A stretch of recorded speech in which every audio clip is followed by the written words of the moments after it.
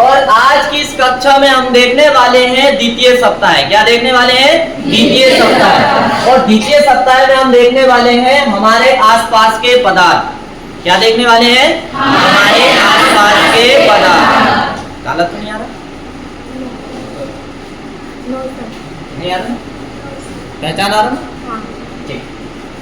तो चलिए हम समझ लेते हैं पहले कि वो कौन से तत्व होते हैं जो हमारे आसपास पाए जाते हैं, उनके उदाहरण क्या है। तो सबसे पहले देखते हैं पदार्थ किसे कहेंगे। संसार में प्रत्येक वस्तु जिस सामग्री से बनी होती है उसे क्या कहा जाता है? पदार्थ कहा जाता है। जैसे हवा, पत्थर, भोजन, बादल, तारे, पानी, रेत आदि, ये सब क्या है? एक पदार्थ के उदाहरण है।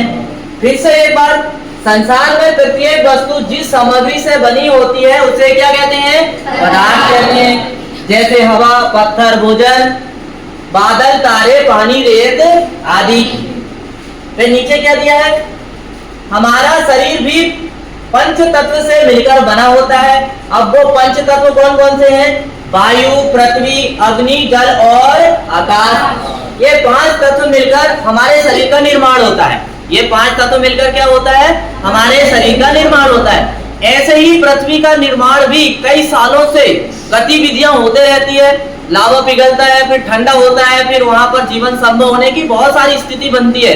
तब हमारी पृथ्वी का कई सालों के बाद निर्माण हुआ है। हुआ है नहीं पृथ्वी का निर्माण? yes, sir. हाँ, यदि पिछली कक्षा का थोड़ा बहुत यदि आपको याद होगा तो उसमें कहीं ना कहीं समझने को मिला होगा कि पृथ्वी की उत्पत्ति कैसे हुई। यदि नहीं मिला होगा तो आने वाली कक्षाओं में आपको बिल्कुल मिलने वाला है। फिर क्या देखेंगे? कण। अभी हमने देखे पदार्थ, तो पदार्थ समझ में आया? yes, संसार में प्रत्येक वस्तु जो सामग्री से बनी होती है उसे क्या कहते हैं? पदार्थ कहते हैं। अब यहाँ पर देखने वाले कण, कण मतलब छोटे छोटे जो मिट्टी के कण, रेत के कण जो आप देखते हैं, कुछ ऐसे ही कणों की बात होगी। पदार्थ जिन सूक्ष्म इकाइयों से मिलकर बना होता है उसे क्या कहते हैं? कण कहते हैं। क्या कहते हैं? जैसे नमक प्लस जल, जैसे नमक प्लस जल।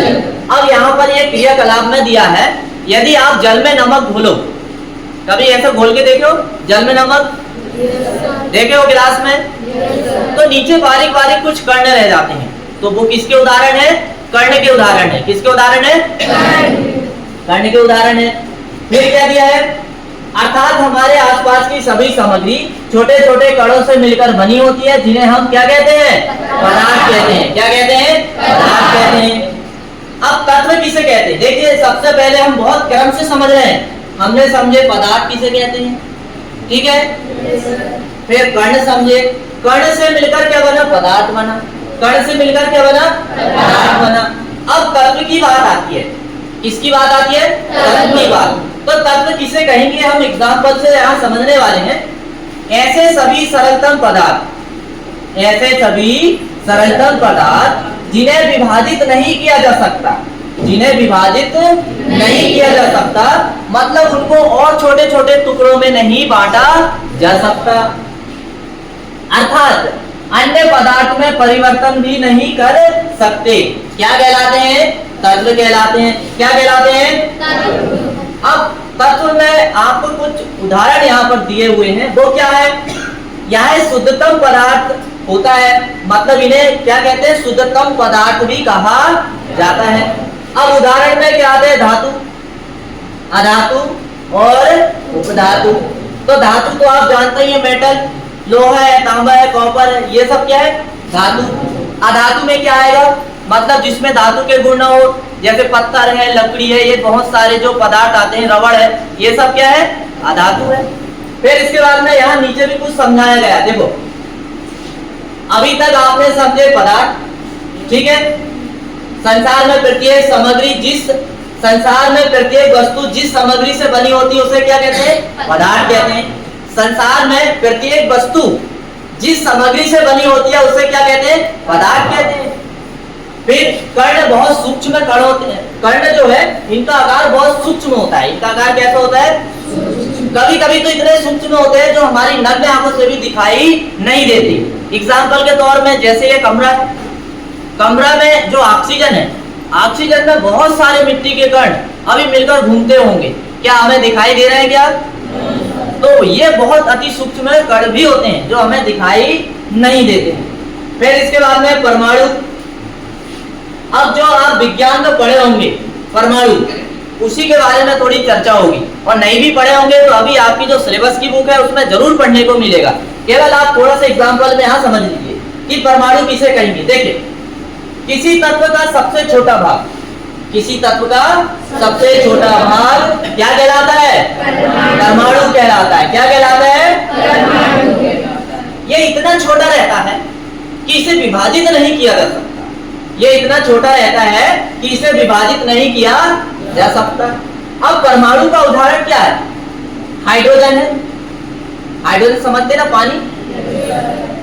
कार्बन है, और क्या है? नाइट्रोजन है। ये जो तीनों यहाँ तत्व दिए हैं, ये किसके उदाहरण है? परमाणु के। किसके हैं? परमाणु के। और परमाणु के बारे में सबसे पहले एक वैज्ञानिक ने बताया, और उनका नाम क्या है? रदरफोर्ड। क्या नाम है? हाँ, रदरफोर्ड ने बताया था परमाणु की संरचना के बारे में कि कैसे छोटे छोटे कण मिलकर परमाणु का निर्माण करते हैं। कैसे छोटे छोटे कण मिलकर परमाणु का निर्माण करते हैं। यह संरचना के बारे में सबसे पहले किसने बताया था? रदरफोर्ड ने। किसने बताया था?